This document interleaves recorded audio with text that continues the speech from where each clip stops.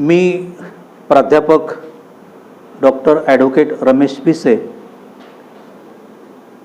महाराष्ट्र विधानसभा सार्वत्रिक निवडणूक 2024चा 53 दक्षिण नागपूर या विधानसभा क्षेत्राचा राष्ट्रीय समाज पक्षाचा अधिकृत उमेदवार आहे।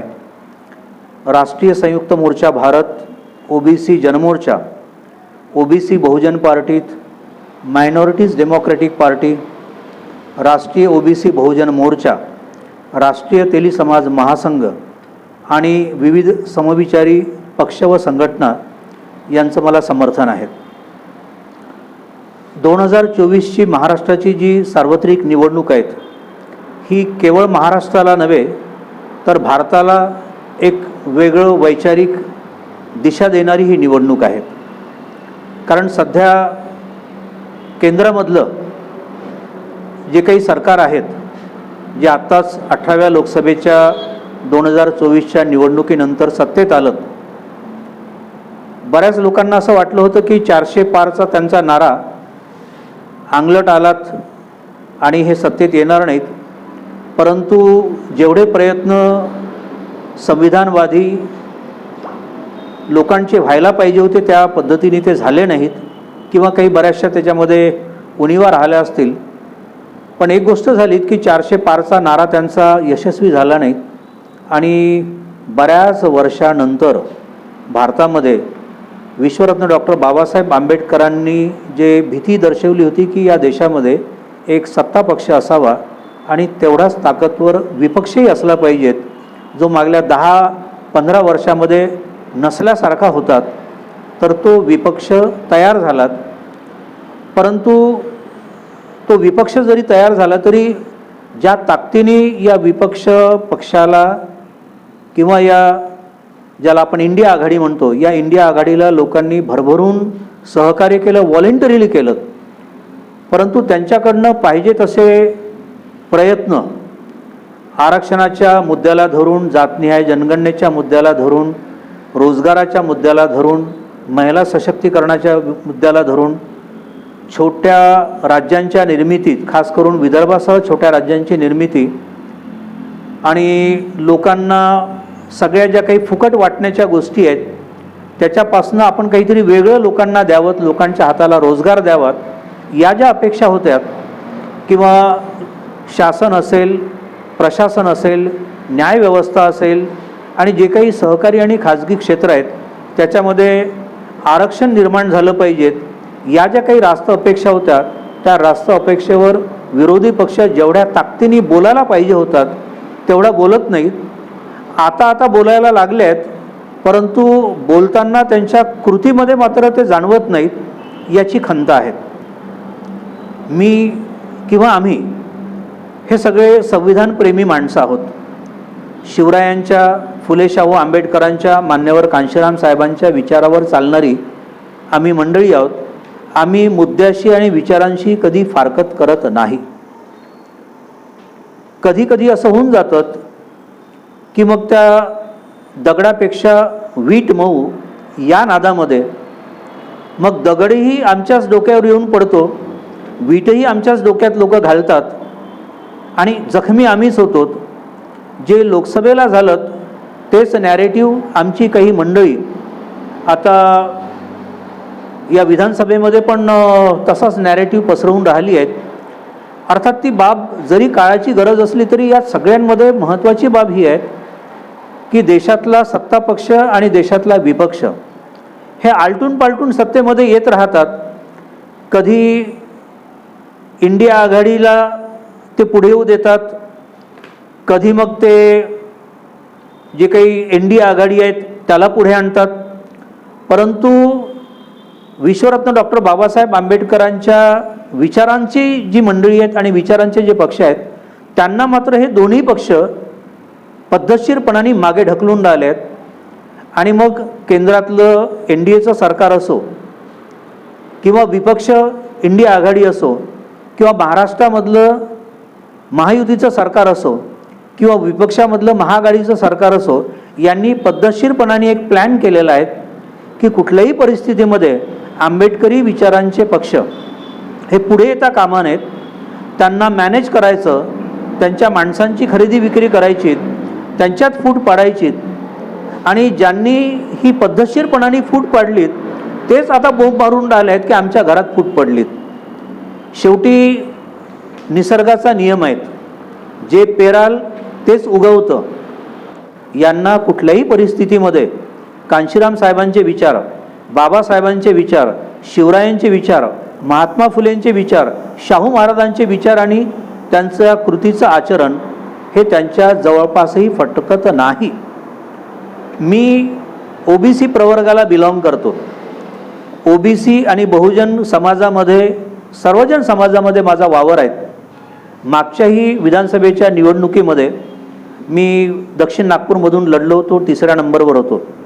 याआधी विद्यार्थी दशेपासून सगळे इलेक्शन्स मी लढत आलेलो आहेत. कधी जिंकलो, कधी हारलोत. राष्ट्रसंत तुकडोजी महाराज नागपूर विद्यापीठामध्ये सिनेट सदस्य होतो, मॅनेजमेंट काउन्सिल लढलोत. परंतु त्यावेळेसही मी बघितलं की ज्यांची वैचारिक कुठेच नाळ जुळत नव्हती ते एकत्र आलेत आणि सेक्युलर पक्षातर्फे मी एकमेव उभा असलेल्या माणसाला मला पाडलं. त्यावेळेस आंबेडकरी विचारही, त्याच्यानंतर काँग्रेसचे विचारही हे BJP सोबत गेले आणि माझा विरोध केला, हे वास्तव आहे. माझं जे लोक आता सध्या महाराष्ट्रामध्ये वेगवेगळ्या सामाजिक संघटनांच्या माध्यमातून नॅरेटिव्ह पसरवण्याचं काम करतायत की संविधान धोक्यात आहेत, संविधान इतकं कमकुवत नाही आहेत की ते कोणाच्या प्रयत्नांनी धोक्यात येईल. Samvidhan itself is a great power and that power has been given by Vishwaratna doctor Babasaheb Ambedkar. Babasaheb Ambedkar हे काही छोटं मोठं व्यक्तिमत्व नाही आहेत. त्याच्यामुळे जे सांगतात की संविधान धोक्यात आहेत, वास्तविक तेच संविधानाला धोका निर्माण करून राहिलेले आहेत. पहिला माझा प्रश्न आहे सत्तेमध्ये असलेल्या केंद्र सरकारला आणि NDA आघाडीला की आदरणीय नरेंद्र मोदी साहेब, तुम्ही या देशाचे प्राईम मिनिस्टर आहात, परंतु एका पक्षाचे प्राईम मिनिस्टर असल्यासारखे आपण वागतात, हे बरं नव्हे. तुम्ही या देशाचे प्राईम मिनिस्टर आहात आणि आपण 2019च्या इलेक्शनच्या आधी आपल्याच गृहमंत्र्यांनी राजनाथ सिंग साहेबांनी संसदेमध्ये भाष्य केलं होतं की 2019मध्ये आमचं सरकार आल्यानंतर आम्ही ओबीसी समवेत सर्व प्रवर्गाची जातनिहाय जनगणना करू, विशेष करून ओबीसीची जातनिहाय जनगणना करू आणि सगळ्यांना न्याय देऊ. परंतु सत्तेत आल्यानंतर जेव्हा नरेंद्र मोदी साहेब प्राईम मिनिस्टर झालेत तर त्यांनीच कोर्टामध्ये हलफनामा दिलात, ॲफिडेव्हिट दिलं की आता ओबीसीची जातनिहाय जनगणना करण्याची गरज नाही. म्हणजे बाबासाहेबांनी दिलेल्या संविधानानुसार आपण ओबीसी प्रवर्गात आलात, या देशाचे प्राईम मिनिस्टर झालात, परंतु प्राईम मिनिस्टर झाल्याबरोबर ते तुम्ही विसरून गेलात. Thanks to respected Vishwanath Pratap Singh साहेब, जे सवर्ण होते परंतु त्यांनी ओबीसींना न्याय दिलात, मंडल आयोग लागू केलात. आम्ही त्यांचे शतशः ऋणी आहोत, आजन्म त्यांच्या ऋणात राहूत. त्यांनी मंडल आयोग लागू केला, VP मंडल साहेब, त्याच्यानंतर विश्वनाथ प्रताप सिंग साहेब, BP मंडल साहेब, विश्वनाथ प्रताप सिंग साहेब आणि आमचे खऱ्या अर्थाने ज्यांना आम्ही बहुजन नायक म्हणतो, जे आमच्या अंतःकरणाचं ताईत आहेत, बाबासाहेबांनंतर ज्यांना आम्ही खऱ्या अर्थाने आमचं गुरुत्व या चरणी आम्ही मानलेलं आहेत, ते मान्यवर कांशीराम साहेब यांच्या प्रयत्नांनी मंडल आयोग लागू झालात. बाबासाहेबांना भारतरत्न मिळालं, बाबासाहेबांचं तैलचित्र संसदेत लागलं आणि जे रथयात्रा होती, कमंडल यात्रा, त्याला रोखण्याचं काम झालं केवळ 3 खासदारांच्या भरोशावर. म्हणून या देशामध्ये आम्हाला मजबूत सरकार नको आहेत, आम्हाला मजबूर सरकार पाहिजे आहेत. आले की कुठल्याही एका पार्टीचं सरकार येऊन नाही राहिलेलं आहे, तर त्याचं श्रेय जर कुणाला जात असेल तर ते मान्यवर कांशीराम साहेबांना जात आहेत. आणि म्हणून त्यांचे विचार, बाबासाहेबांचे विचार हे मागे पडता कामा नयेत, त्यांनी आम्ही जिवंत राहू. सगळ्यात महत्त्वाची बाब ही आहे की परवा 2-3 दिवसाआधी राहुल गांधीजी नागपूरला येऊन गेलेत आणि त्यांनी अशी घोषणा केलीत की संविधान खतरे में है. आणि मग ते आपल्या खिशामधनं लाल रंगाची त्यांनी संविधानाची प्रत दाखवलीत. काही लोक म्हणतात की ते आतून कोरीच होती, ती डायरी टाईप होती, आतले पानं कोरे होते, त्याचा रंग लाल होतात. त्या भानगडीमध्ये आम्हाला पडायचं नाही आहे. आम्हाला फक्त एकच म्हणणं आहे की राहुल गांधी साहेब आणि नरेंद्र मोदी साहेब, आपण जर संविधानप्रेमी आहात आणि आपण जर म्हणता की आम्ही संविधानाचे खरे रक्षण करते, तर आपण कधी संविधानाचं आर्टिकल वाचलं आहे का? आपण आर्टिकल 1 तरी वाचलं आहे का? आर्टिकल 1 म्हणतायत इंडिया दॅट इज भारत. तिथे हिंदुस्तान हा शब्दच नाही आहेत.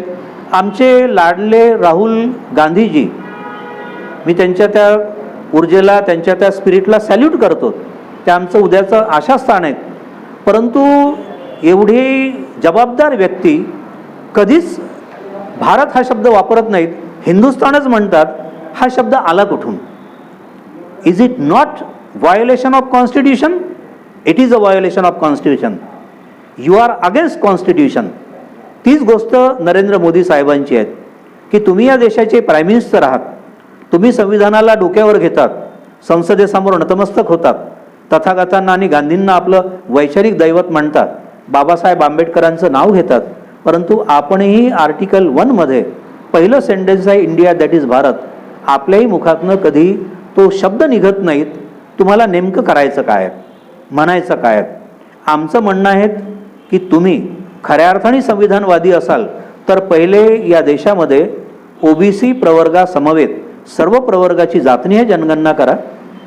जिसकी जितनी संख्या भारी उसकी उतनी भागीदारी हा सिद्धांत खऱ्या अर्थाने तथागतांचा आहे, जो महात्मा फुलेंनी आपल्या कृतीमध्ये आणलात, ज्याला शाहू महाराजांनी खऱ्या अर्थाने मूर्तरूप दिलं आणि बाबासाहेबांनी संविधानामध्ये उतरवलं आणि प्रत्यक्ष अंमल मान्यवर कांशीराम साहेबांनी करून दाखवलात.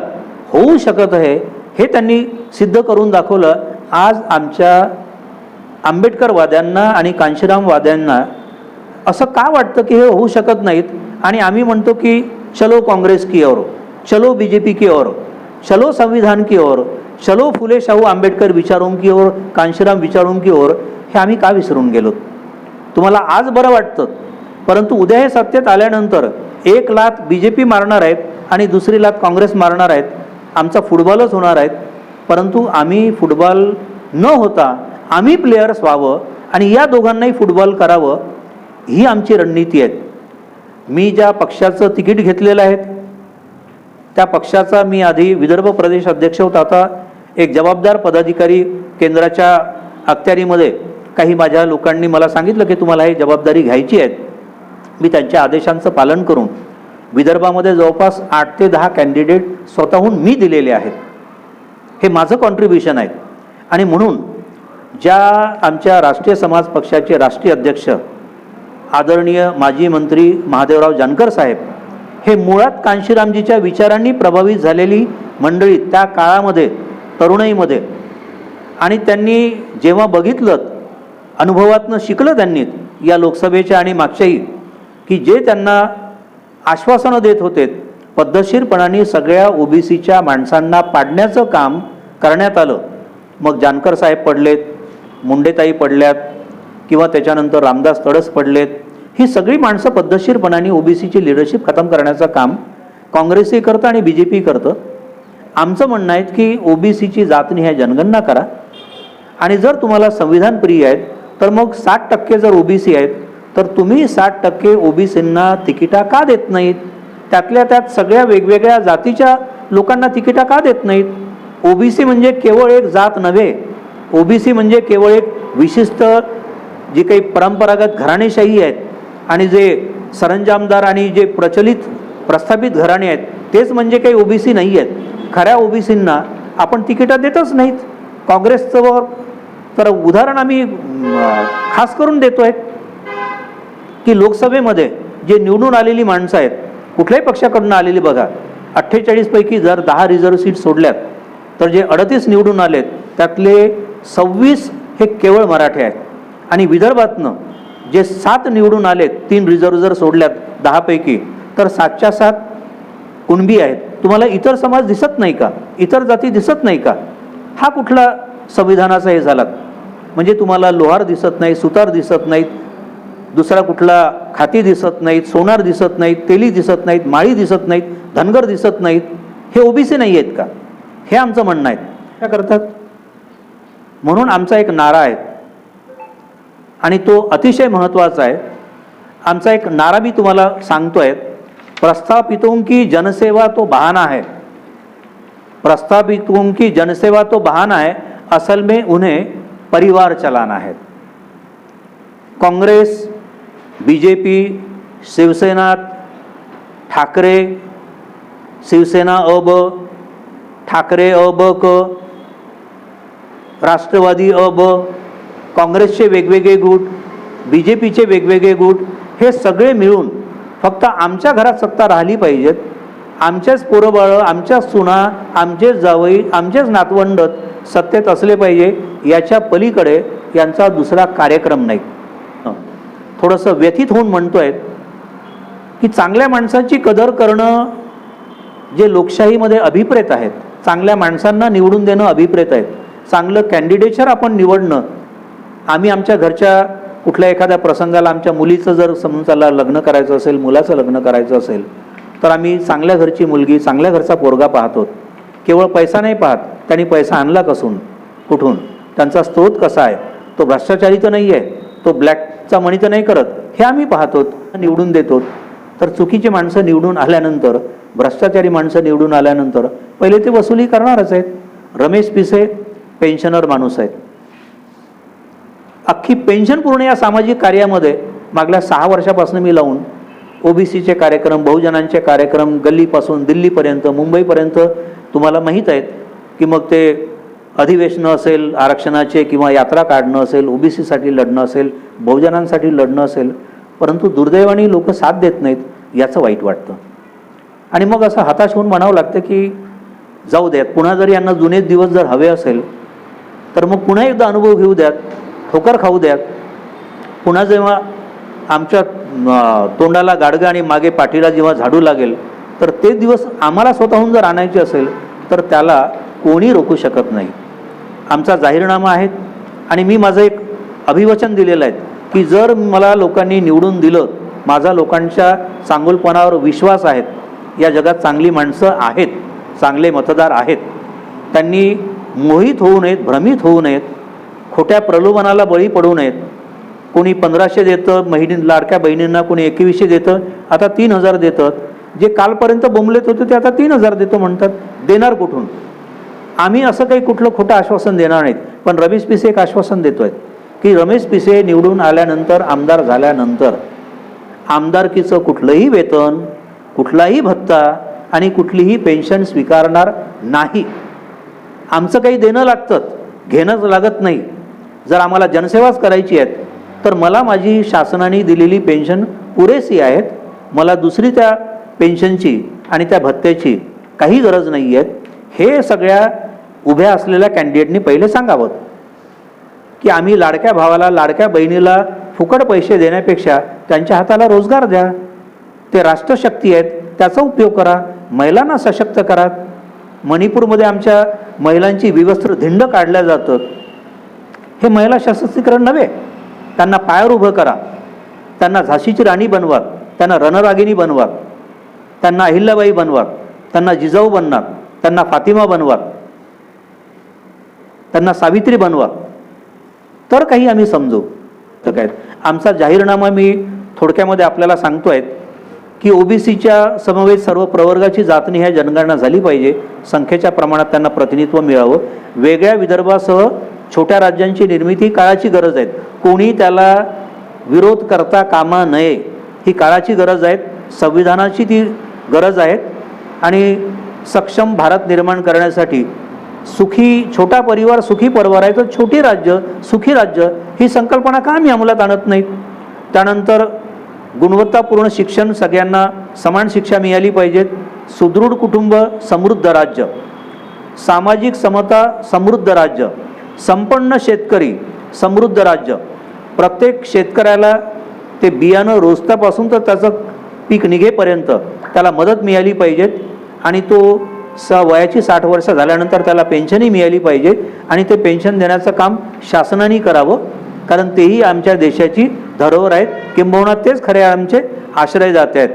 युवकांना रोजगार मिळावं, प्रत्येक तालुक्यामध्ये MIDC निर्माण झाल्या पाहिजेत आणि प्रत्येक तरुणाईला काम मिळालं पाहिजे.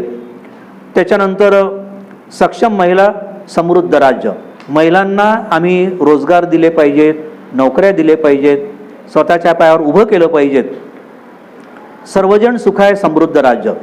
कुठलाही तो या देशाचा नागरिक असेल, तो सवर्ण असेल किंवा मग तो कुठला पीडित वंचित समाजातला असेल, सगळ्यांना प्रत्येकाला बरोबरीची संधी मिळाली पाहिजेत. हे आमचं धोरण आहे, ज्याच्यामध्ये बाबासाहेबांनी आम्हाला जो मतदानाचा अधिकार दिला, तर त्या मताधिकाराचा लोकांनी यथायोग्य वापर करावा. माझं चुनाव चिन्ह आहेत ॲपल. ॲपल ॲपल सफरचंद सफरचंद, ज्याला आपण सेफही म्हणतो. जर या देशाला सेफ ठेवायचं असेल तर तुम्हाला ॲपल सफरचंद सेफ याची त्या बॅलेट पेपरवरची बटन दाबून एक प्रयोग करून बघा. होऊ शकतं. चांगली माणसं राजकारणात आली पाहिजे म्हणून मी आपलं सर्वस्व पणाला लावलं आहे.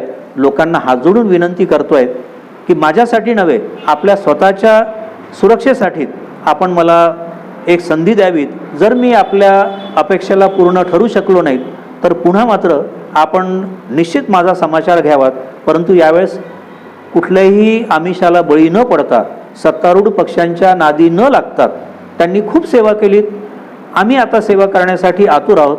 आम्हाला संधी द्यावी अशी अपील करतो. आणि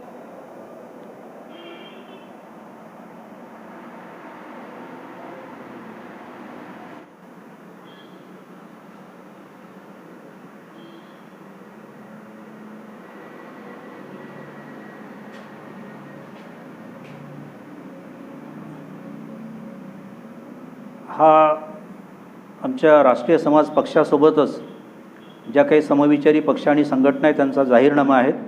माझं निवडणूक चिन्ह जे आहेत ते ॲपल आहेत आणि आपल्या स्वतःच्या समाजाच्या, घराच्या आणि राष्ट्राच्या सुदृढ आरोग्यासाठी सेफ ॲपल सफरचंद ही अतिशय उपयुक्त आहेत. आपण जर सेफ असू तरच देश, संविधान आणि सगळी जनता सेफ राहील. म्हणून सफरचंद या चिन्हाला आपण विसरू नका. ॲपल सफरचंद सेफ याला आपण प्रचंड मताधिक्याने निवडून द्यावं आणि आपण आपलं स्वतःचं देश आणि संविधान सुरक्षित ठेवावं. आपली प्रकृती जपण्यासाठी ॲपल सफरचंद सेफ याला निवडून द्यावं असं अपील करतो. जय भारत, जय संविधान. धन्यवाद.